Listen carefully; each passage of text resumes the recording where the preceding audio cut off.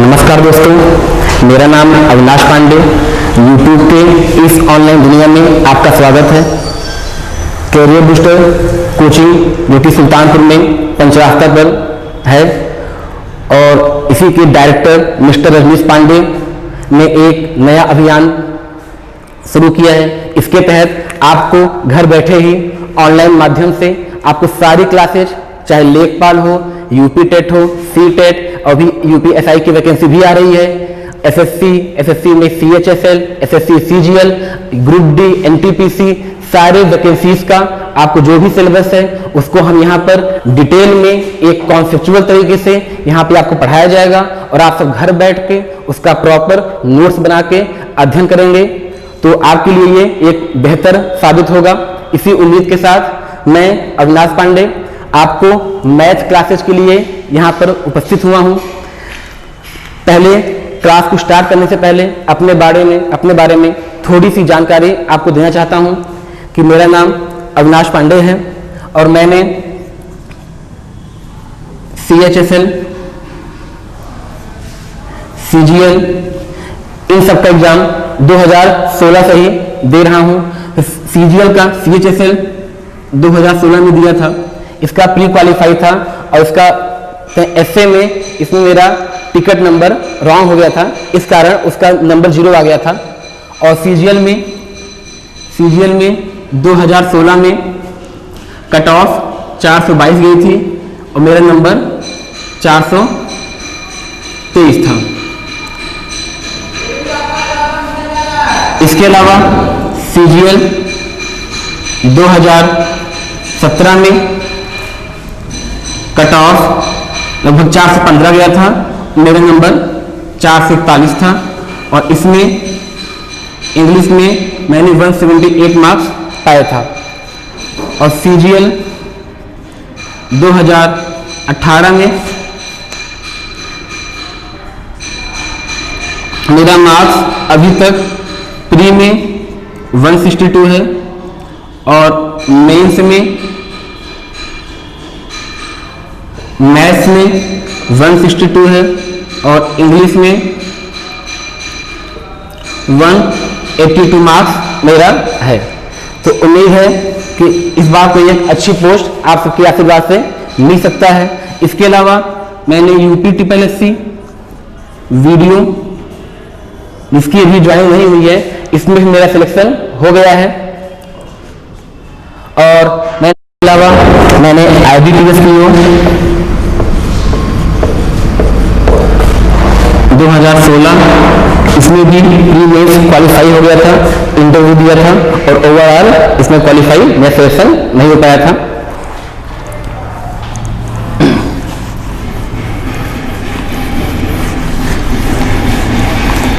तो मैं यहाँ पर आपको इंग्लिश और मैथ्स दोनों सब्जेक्ट की क्लास ऑनलाइन माध्यम से पढ़ाऊंगा और उम्मीद करता हूँ कि आप सब घर पे प्रॉपर नोट्स बना के इसको पढ़ेंगे, न कि लेट कर बैठ कर।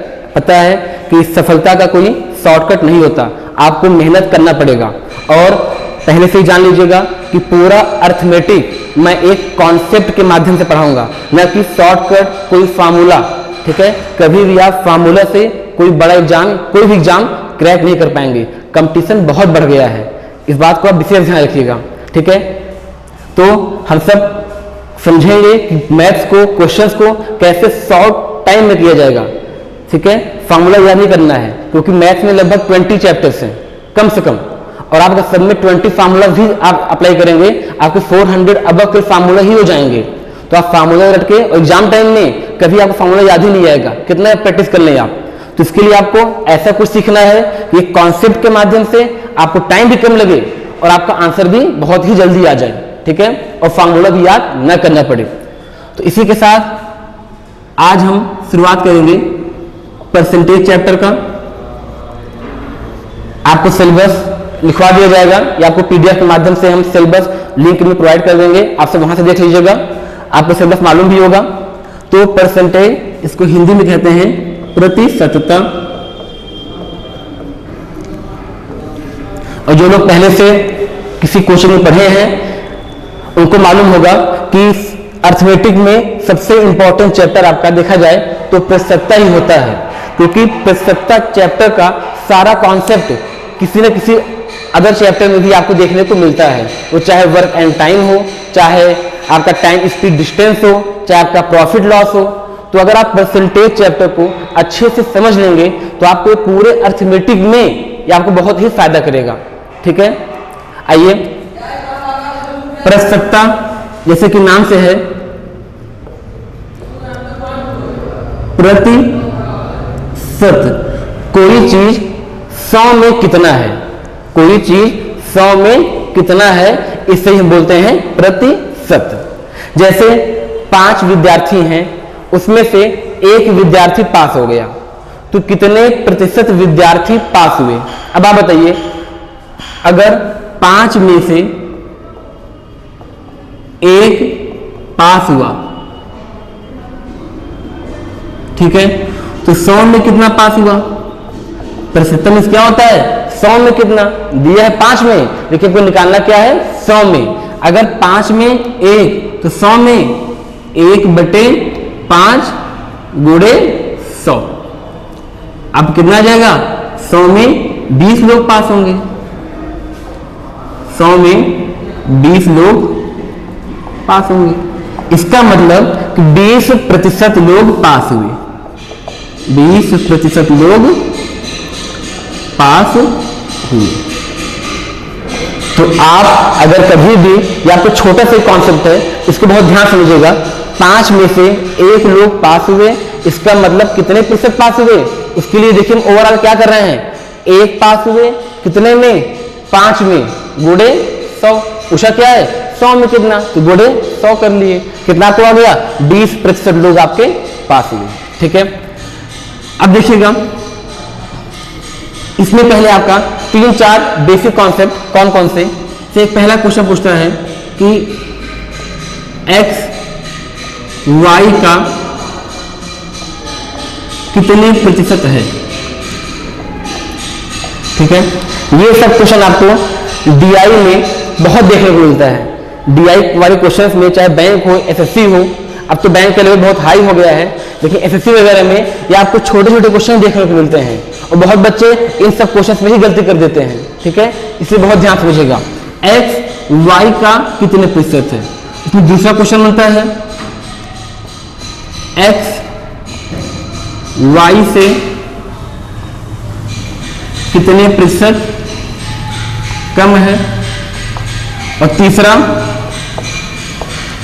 x y से कितने प्रतिशत अधिक है, कितने प्रतिशत अधिक है। ठीक है, इसमें आपको ये 3 क्वेश्चन देखने को मिलता है।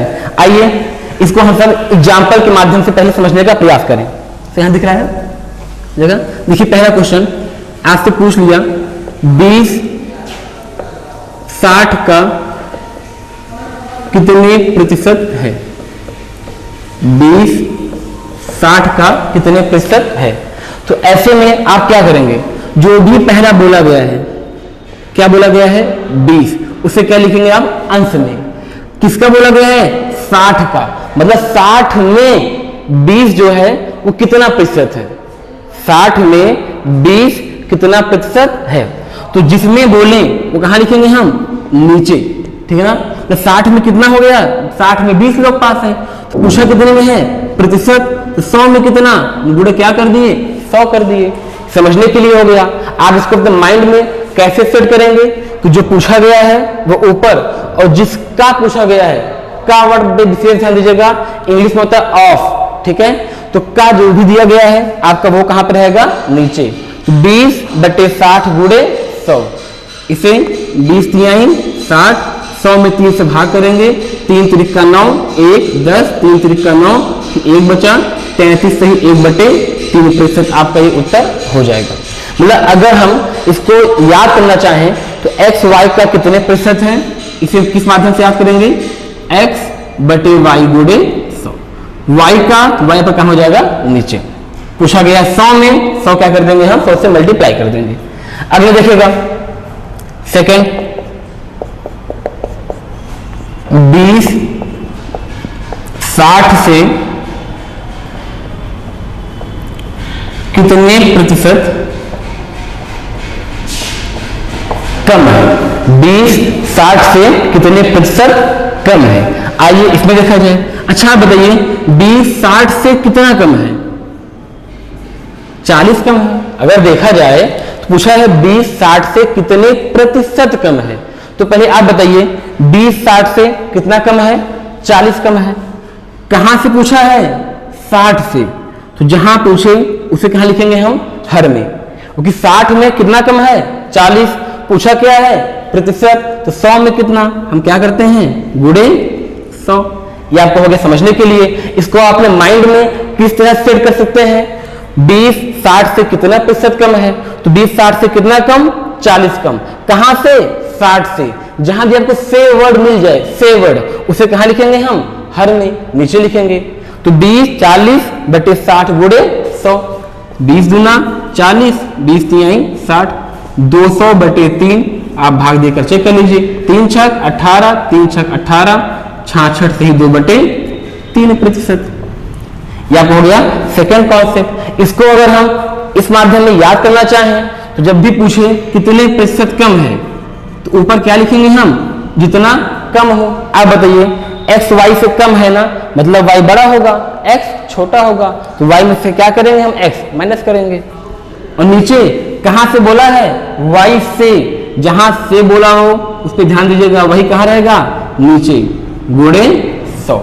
यह आपको हो गया सेकंड कॉन्सेप्ट। अगर इसका हम तीसरे क्वेश्चन पर आए, x y से कितने प्रतिशत अधिक है, इस पर आप देखिए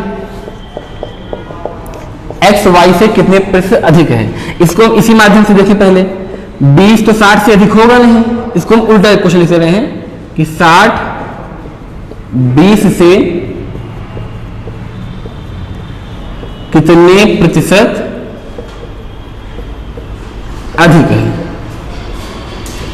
60 20 से कितने प्रतिशत अधिक है। इस पे आइए, फिर आपको सेम कॉन्सेप्ट करना है।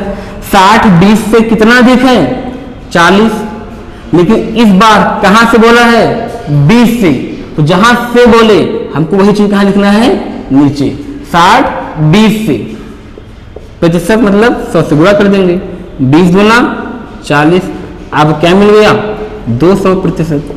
अगर इसी को हम इस माध्यम में लिखना चाहें तो x y से कितने प्रतिशत अधिक है। अब बताइए x अधिक है ना, कितना, ऊपर हम x में से y को माइनस कर लिए, कहां से बोला है, y से, तो y कहां रहेगा, नीचे। ठीक है, तो आप सब अगर इसका स्क्रीनशॉट लेना चाहते हैं, आप इसका स्क्रीनशॉट भी ले सकते हैं। ये तीनों आपको कॉन्सेप्ट डीआई बहुत काम देगा और मैथ्स के लगभग चैप्टर में ये आपको बहुत ही काम देता है। एक बार इसको हम फिर से समराइज करते हैं, जल्दी देखिएगा। 20 60 का, जब का बोलेगा तो 20 ऊपर किसका, 60 का, तो जो का है वो क्या लिखेंगे हम, नीचे गुणे 100। दूसरा कॉन्सेप्ट 20 60 से कितने प्रतिशत कम है, तो जितना कम है वो कहां लिखेंगे हम, ऊपर, कहां से, 60 से, 60 क्या हो गया, नीचे, गुणे 100। तीसरा कॉन्सेप्ट 60 20 से कितने प्रतिशत अधिक है, तो कितना अधिक है, 40, कहां से, 20 से, जहां से बोलेगा वो कहां लिखेंगे हम, नीचे, गुणे 100। आपका आंसर आ गया। उम्मीद करते हैं आपको समझ में आ गया होगा। चलिए चलते हैं नेक्स्ट कॉन्सेप्ट की तरफ। चलिए अब देखते हैं परसेंटेज का सेकंड कॉन्सेप्ट। इसमें एक क्वेश्चन इस तरह बनता है कि किसी आयत के लंबाई में, तो इसको जानने के पहले आपको 2-3 चीज समझना पड़ेगा कि लंबाई गुणे चौड़ाई आपका बराबर क्या होता है, क्षेत्रफल। ठीक है, इसको ऊपर नीचे क्यों लिखा है, इसके पीछे भी लॉजिक है, आपको बाद में समझ में आएगा। दूसरा, खपत गुणे खर्च बराबर क्या होता है, खपत गुणे कीमत बराबर खर्च। ठीक है, इसको आप पता है, अगर आपको समझना समझ लीजिए। आप मानिए अगर आप 4 किलो चीनी का खपत किए हैं और 1 किलो चीनी का दाम 20 रुपए प्रति किलो है, तो आप बताइए कितना आपका खर्च हो जाएगा। खपत 4 किलो, कीमत 20 रुपए प्रति किलो, तो खर्च कितना हो जाएगा, 4 गुणे 20 बराबर 80 रुपए। ठीक है, तीसरा कॉन्सेप्ट समझिएगा, एग्जाम में जो क्वेश्चन आते हैं, सीटों की संख्या, ठीक ठीक देखिए यहां से देखिएगा, सीटों की संख्या गुणे प्रति टिकट मूल्य, अगर इन दोनों का आप गुणा करेंगे आपको क्या मिल जाएगा, कुल आय, सिनेमा घर का कुल आय। क्वेश्चन आता है सिनेमा घर में सीटों की संख्या इतने प्रतिशत बढ़ गई तो प्रति टिकट मूल्य कितना कम किया जाए, कितना बढ़ाया जाए। आगे क्वेश्चन देखेंगे कि आय में क्या इफेक्ट पड़ेगा। ठीक है, तो आप बताइए अगर किसी सिनेमा घर में मान लीजिए 100 सीट हो और एक टिकट का मूल्य 20 रुपए हो तो उस सिनेमा घर को कितना आय होगा, 100 गुणे 20 बराबर कितना, 2000। ठीक है, तो ये तीनों आप अच्छे से याद कर लीजिएगा क्योंकि आज तक जो एग्जाम में क्वेश्चन आए हैं लगभग इन्हीं तीनों से आए हैं। ठीक है, खपत में कभी बोल देगा डीजल की खपत, कभी पेट्रोल की खपत, कभी गेहूं की खपत, कभी चीनी की खपत। ठीक है, देखिए आपका लैंग्वेज यही रहेगा। अब देखिए पहला क्वेश्चन, किसी आयत की लंबाई 20% बढ़ा दी गई, किसी आयत की लंबाई 20% बढ़ा दी गई तो उसके चौड़ाई में कितने प्रतिशत की कमी की जाए, तो उसके चौड़ाई में कितने प्रतिशत की कमी की जाए कि क्षेत्रफल अपरिवर्तित रहे, क्षेत्रफल अपरिवर्तित रहे। ठीक है, पहला क्वेश्चन है, ध्यान समझिएगा, किसी आयत के लंबाई क्या याद करिए, पहला वाला 20% बढ़ा दी गई तो उसके चौड़ाई में, लंबाई है ये आपका चौड़ाई है, तो उसके चौड़ाई में कितने प्रतिशत की कमी की जाए, चौड़ाई मतलब सेकेंड, उसमें कितने कमी की जाए कि क्षेत्रफल अपरिवर्तित रहे। क्षेत्रफल मतलब क्या हुआ आपका, गुणा के बाद वाला, तो इस पर विशेष ध्यान दीजिएगा। यहाँ पे अपरिवर्तित क्या है, गुणनफल, जो आप गुणा करने के बाद आ रहा है। ठीक है, इसमें तीनों अलग अलग क्वेश्चन बन सकते हैं। कभी ऐसा बन सकता है कि चौड़ाई अपरिवर्तित रहे, कभी बन सकता है लंबाई अपरिवर्तित रहे, इस पर ध्यान दीजिएगा। तो पहला टाइप क्या है कि गुणा के बाद वाला क्या दिया है, अपरिवर्तित रहे। तो ऐसे क्वेश्चंस को कैसे करना है इसको पहले समझेंगे एक अच्छे से कॉन्सेप्ट के माध्यम से। तो लंबाई, इसमें क्या बोला है, 20% की वृद्धि, इसका मतलब लंबाई अगर पहले 100 रही होगी अब कितना हो गई होगी, 120। ठीक है, चौड़ाई कितने प्रतिशत की कमी हमें कुछ मालूम ही नहीं है। क्षेत्रफल ये क्या बोला है, अपरिवर्तित, मतलब जो क्षेत्रफल पहले था वही क्षेत्रफल क्या हो, अब भी हो। अगर पहले x था तो अभी कितना x, पहले 1 था तो अभी कितना 1। हम यहाँ कुछ भी लिखेंगे और दोनों काटेंगे, अनुपात क्या आएगा, 1:1 ही आएगा। वो चाहे क्षेत्रफल 20-20 हो, चाहे 30-30 हो, चाहे 40-40 हो, क्योंकि यहाँ बोला क्या है, अपरिवर्तित मतलब समान रहे। जो क्षेत्रफल पहले था वही क्षेत्रफल अब भी है, उसको काटने पर हमको 1:1 ही मिलेगा। ठीक है, अगला अब बताइए लंबाई का अनुपात अगर देखा जाए 20×5 100, 20×6 120, तो लंबाई का अनुपात 5:6 है। चौड़ाई का पूछा है, क्षेत्रफल बराबर है। अगर इसको हम थोड़ा सा और डिटेल में जाना चाहें आप समझ सकते हैं। अगर चौड़ाई को यहाँ पर x मान लें हम, यहाँ पर क्या मान लें, y मान लें। ठीक है, तो आप बताइए क्षेत्रफल क्या होता है, 5 लंबाई गुणे चौड़ाई। क्षेत्रफल क्या होता है, लंबाई गुणे चौड़ाई। अच्छा, बाद का क्षेत्रफल क्या हो जाएगा, बाद का लंबाई गुणे बाद का चौड़ाई। यही तो हुआ, ये पहले का क्षेत्रफल लंबाई गुणे चौड़ाई, ये बाद का क्षेत्रफल लंबाई गुणे चौड़ाई। आप बताइए x/y बराबर कितना आ गया, 6/5। समझ रहे हैं, तो मतलब x पहले था ना, y बाद में था, तो चौड़ाई पहले कितनी थी, 6 थी, अब कितनी हो गई, 5 हो गई। इसका मतलब क्या हुआ कि चौड़ाई पहले 6 थी और अब कितना हो गया, 5 हो गया। तो पूछा क्या है, चौड़ाई में कितने प्रतिशत की कमी की जाए। आप बताइए आपका चौड़ाई कितना कम हो रहा है, 1 कम हो रहा है। कितना कम, 1 कम। कहां से, 6 से। यहां दे रहे हैं चौड़ाई 1 कम हुआ, कहां से, 6 से। ये पहले वाला है तो 100 में कितना कितना प्रतिशत हुआ, निकाल लेंगे हम 16 से ही 2/3 प्रतिशत की कमी। थोड़ा लॉन्ग जरूर है लेकिन आपको ये समझाने के लिए इतना आपको लंबा बताया गया है कि पूरा उल्टा आखिर क्यों हुआ। ठीक है, तो इसको करने का शॉर्ट मेथड भी है, अभी आपको बता रहे हैं, लेकिन ये भी आप जानते रहिएगा पूरा कॉन्सेप्ट कैसे कैसे आपका हो रहा है। फिर से बात समझिए, लंबाई 20% बढ़ा, 100 से 120 हुआ। चौड़ाई पता नहीं कितना पूछा गया है। क्षेत्रफल अपरिवर्तित मतलब जो पहले था वही अब भी 1:1। तो क्षेत्रफल क्या होता है, लंबाई गुणे चौड़ाई। क्षेत्रफल क्या होता है, लंबाई गुणे चौड़ाई। तो x/y 6/5। x पहले था, y बाद में था।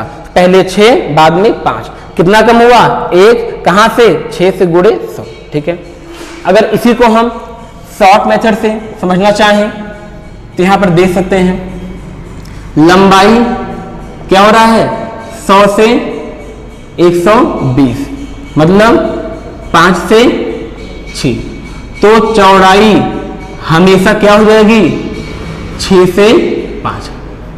इसको आप ध्यान दीजिएगा, अगर लंबाई 5 से 6 है तो चौड़ाई क्या हो जाएगी, 6 से 5। कब, अगर क्षेत्रफल क्या हो, अपरिवर्तित हो तब। ये पहला आपका कॉन्सेप्ट है कि गुणनफल के बाद वाला अगर अपरिवर्तित है तो इन दोनों में किसी का भी अनुपात दिया गया है, दूसरा अनुपात उसका क्या हो जाएगा, उल्टा हो जाएगा। अगर चौड़ाई का 6-5 दिया होता तो लंबाई 5-6 हो जाता। लंबाई का 5-6 दिया है, चौड़ाई 6-5 हो जाएगा। लेकिन कब, अगर गुणनफल के बाद वाला अपरिवर्तित रहे तभी। इस पर पक्का ध्यान दीजिएगा। हाँ, तो चौड़ाई कितना हो गया, 6 से 5 हो गया। चौड़ाई कितना कम हुआ, 1 कम। कहां से कम हुआ, 1, 6 से गुणे 100। उत्तर क्या गया, 16 से ही 2/3 प्रतिशत। और कम हो रहा है ना, मतलब कमी। ठीक है, यह तो हो गया पहला क्वेश्चन। अब देखिए इसी में कैसे कैसे लैंग्वेज आपको काम सेम करना है, लैंग्वेज अलग अलग रहेगा। चलिए देखते हैं। इसी में अगला क्वेश्चन आपको दिया रहता है, एक गृहिणी या एक खरीदार सामान खरीदने गया और चीनी की कीमत में बोलेगा, चीनी मैदा कुछ भी बोलेगा, चीनी की कीमत में 30% घट गई। चीनी की कीमत 30% घट गई तो एक खरीदार खपत को कितने प्रतिशत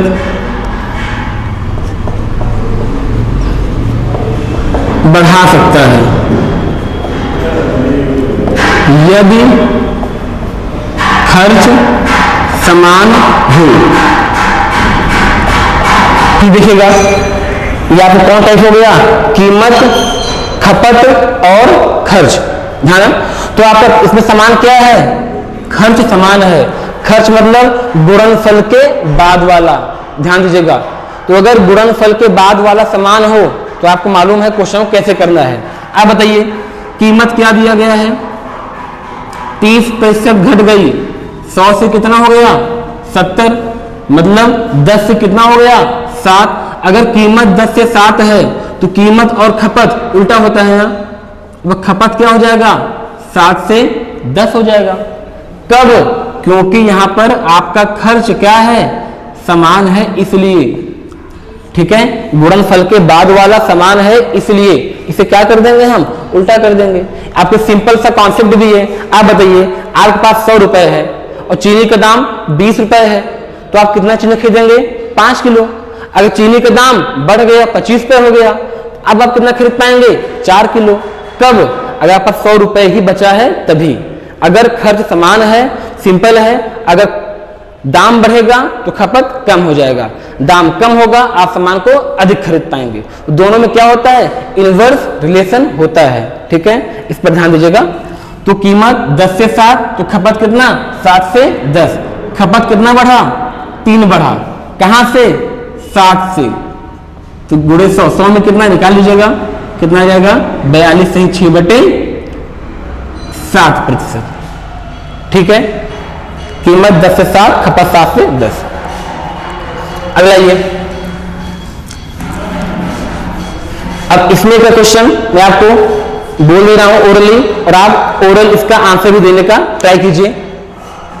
किसी सिनेमा घर की सीटों की संख्या 40% बढ़ गई। किसी सिनेमा घर के सीटों की संख्या 40% बढ़ गई।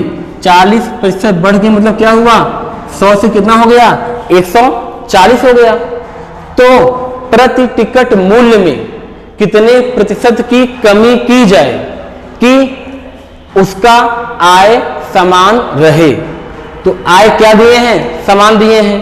तो अगर सीटों की संख्या का जो भी अनुपात है, सीटों की संख्या का जो अनुपात है, तो प्रति टिकट मूल्य का अनुपात क्या हो जाएगा, इसका जस्ट उल्टा हो जाएगा, 140 से 100। ओके, अगर दाम बढ़ेगा और सीट संख्या बढ़ेगी तो हमें दाम क्या करना, तीनों क्वेश्चंस में क्या किए हम, गुणनफल के बाद वाला इसको हम कांस्टेंट माने हैं। ठीक है, 140 से कम करना पड़ेगा, तभी आपको समान आय मिलेगा। तो कितना कम हुआ ये 40, इसको चाहे काटने की बात करिए चाहे बिना काटे, आंसर एक ही आना है 40। कहां से, 140 से गुणे 100, 20 दूना 20 सत्ते 28 सही 4/7%। ठीक है, तो ये आपका हो गया पहला टाइप। यहां पर क्या हो गया, पहला टाइप का कि इन तीनों क्वेश्चंस में क्या किए हम, गुणनफल के बाद वाला इसको हम कांस्टेंट माने हैं। ठीक है, अब देखिए इसमें दूसरा क्वेश्चन, सेकंड टाइप क्या बनता है। इसमें आपका 3 टाइप बनता है और तीनों से लगभग 1 से 2 क्वेश्चन आना फिक्स है। परसेंटेज में कोई भी एग्जाम हो, खासकर लेखपाल, यूपीएसआई, टेट, सीटेट, सीएचएसएल, इन सब में तो इस लॉजिक से इन तीनों से एक क्वेश्चन आना फिक्स है। अगर आप आज का क्लास पूरे अच्छे से समझकर नोट्स बनाकर प्रॉपर देखेंगे तो इसका हम गारंटी नहीं कहेंगे, लेकिन 99% चांस है कि इसमें से आपको एक क्वेश्चन मिलेगा। अगला ये सेकेंड टाइप, देखिए इसका क्वेश्चन कैसे बनता है, बोलेगा लंबाई, चौड़ाई, क्षेत्रफल। अब क्या करेंगे, हम इन दोनों में चेंज करेंगे और इसका पूछ लिया जाएगा आपसे। तो पहला क्वेश्चन, किसी आयत के लंबाई में, किसी आयत के, आप सब साथ ही साथ क्वेश्चन लिखा करिए, क्वेश्चन को बोल भी रहे इसलिए कि आप सब लिख पाए। ठीक है, किसी आयत के लंबाई में 50% की वृद्धि कर दी गई तथा चौड़ाई में 20% की कमी कर दी गई, तो क्षेत्रफल में क्या प्रभाव पड़ेगा, क्या कितने प्रतिशत का बदलाव होगा, क्षेत्रफल में क्या बदलाव होगा। इसको हम दो तरह समझ रहे हैं, क्षेत्रफल में कितना प्रतिशत बदलाव होगा। ठीक है, क्षेत्रफल में कितना प्रतिशत का बदलाव होगा।